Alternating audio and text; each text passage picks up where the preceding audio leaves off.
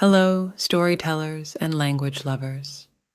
Welcome to Speak English with Lala, where we dive into fascinating tales to make your English learning journey easy and enjoyable. Whether you're just starting out or looking to polish your skills, our stories are tailored to help you understand, speak, and love English more every day. Let's begin our story today and uncover the secrets of language hidden in each sentence. Ready to turn the page? Let's get started. Mark and Rita gazed at each other across the table. The young couple were content. The meal was delicious. The candlelight was soft, and the music captured the moment perfectly. Mark looked at Rita's beautiful smile. All the pain of his last breakup, all his doubts and fears about love melted away. His hand reached out and touched hers nervously. "I have something I want to ask you." Mark searched her eyes to see if she guessed what was coming. Her smile was reassuring. She squeezed his hand. "You needn't worry. Whatever it is, I'm sure I'll say yes." A huge wave of excitement went through him as he prepared to ask the most important question of his life. From the corner of the restaurant, a strange man watched them. He sat stiff and unmoving at his table, pretending to read a menu, but all the while he stared with cold eyes at the young couple. Back at their table, Mark suddenly felt his nerves return. "Excuse me," he said to Rita. He pushed his chair back and went to the toilet. As he looked at his reflection in the mirror, he took a deep breath and told himself, "Come on, Mark, come on. You can do this, mate. She's crazy about you." He nodded at himself, and feeling braver, he stepped outside the bathroom. He bumped straight into the extremely tall man who was waiting by the door. The man's eyes were a cold, bright blue, and his face was pale, with a sharp, pointed nose and thin, pale lips. "Oh, sorry," said Mark. "Which one?" the man hissed. He spoke with a strange, heavy accent that Mark had never heard before. For a moment, Mark was confused until he realized what the other man meant. "Oh, this one," said Mark helpfully. "This is the men's toilet." Mark went back into the restaurant, reaching into his pocket for the small, square-shaped box. He was now filled with courage.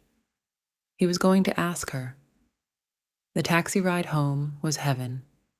The happy pair discussed their future life together and shared sweet words of admiration. "The night I proposed," said Mark. "The night I accepted," replied Rita. "Just think, a whole life together. Caring, sharing," he began. "Loving, giving." Rita finished his sentence.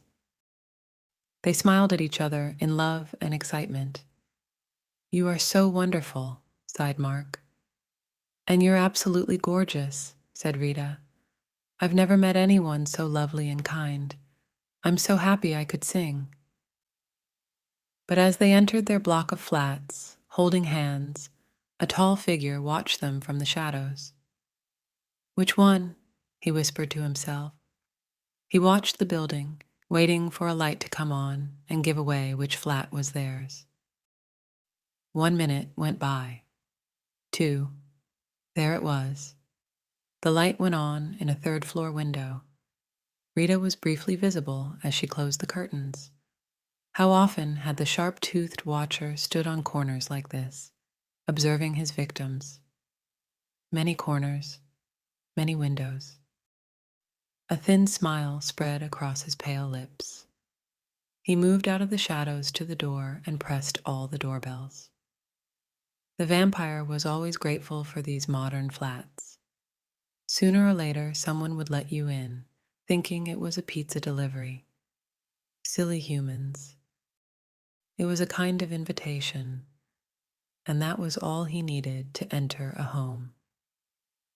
As he climbed the stairs to the third floor and walked soundlessly down the hall, he could hear the young couple's laughter and conversation.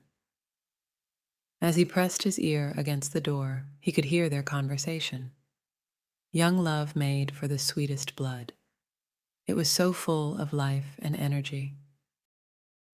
I feel as if I'm in a film, she was saying. More like a dream, he replied. Yes, a dream. How lucky we are. Guess who I'll be dreaming about tonight, he teased. Who? Who?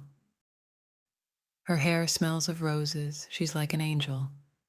Their dream was about to become a nightmare, the vampire thought. He burst through the door and stood there with a cruel expression, showing his sharp teeth. The couple screamed and held each other in terrified silence. The vampire smelled the tension and tasted the fear. This was how he liked it. Fear made the blood even sweeter.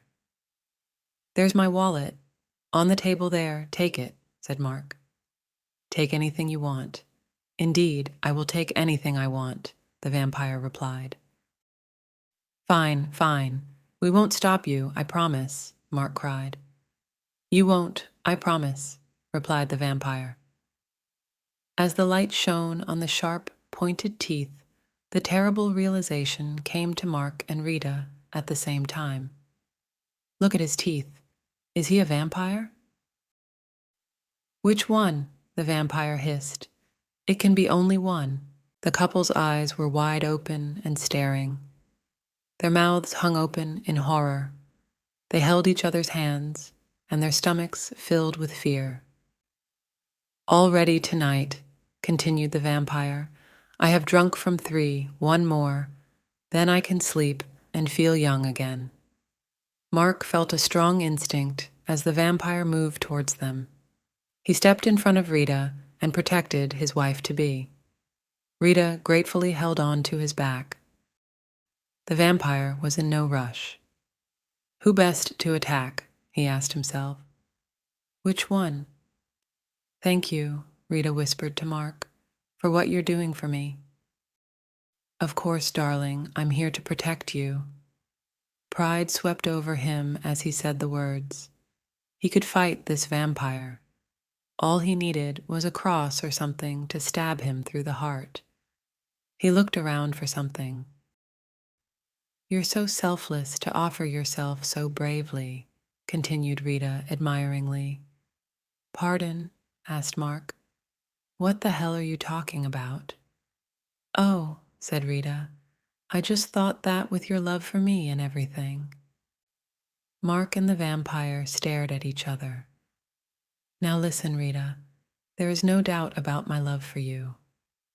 Really, she replied, her voice heavy with disbelief. But you can't expect me to just throw away my life. I wasn't saying you should, she said. It's just one of our options, that's all. Well, think of another one, he argued. Why don't you offer yourself up for me? The mood in the room had certainly turned ugly. The vampire was displeased that the fear and love had turned into petty arguments. Rita was furious. I hope you're joking. Let's see how strong your love is, he said angrily. What a gentleman. What a lovely woman I was planning to marry, offering me up like a bone to a dog. You said my hair smells of roses, she cried. All right, calm down. Mark was a little embarrassed to be having this argument in front of a stranger. I'm an angel, you said, she carried on, shouting. Must feed, shouted the vampire furiously as he came even closer. He was determined to make a quick kill and get to bed as soon as possible, away from this terrible pair. His eyes opened wider and he showed his teeth. Which one? Her, said Mark, pointing at his future wife. Him, screamed Rita in rage. Please take him. The vampire approached Mark. She's younger, sweeter, said Mark. The vampire turned to Rita. "He's bigger. There's more of him," she said, pointing desperately. Suddenly, a wave of tiredness came over the vampire. He was centuries old, and listening to them was exhausting and depressing. How could he feel better by feeding on either of these pathetic creatures? He looked down upon their terrified faces and cried, "Bad blood." And with that, he disappeared into the night air and left Rita and Mark alone together. Together, as they had promised for the rest of their lives. Thank you for joining us on this storytelling adventure. Remember, every story not only brought us joy, but also brought us one step closer to mastering English. Keep practicing, keep learning, and stay curious. Don't forget to like, subscribe, and hit the bell icon for more stories that teach and touch our hearts. Until next time, keep the pages turning and your vocabulary growing. Goodbye and happy learning.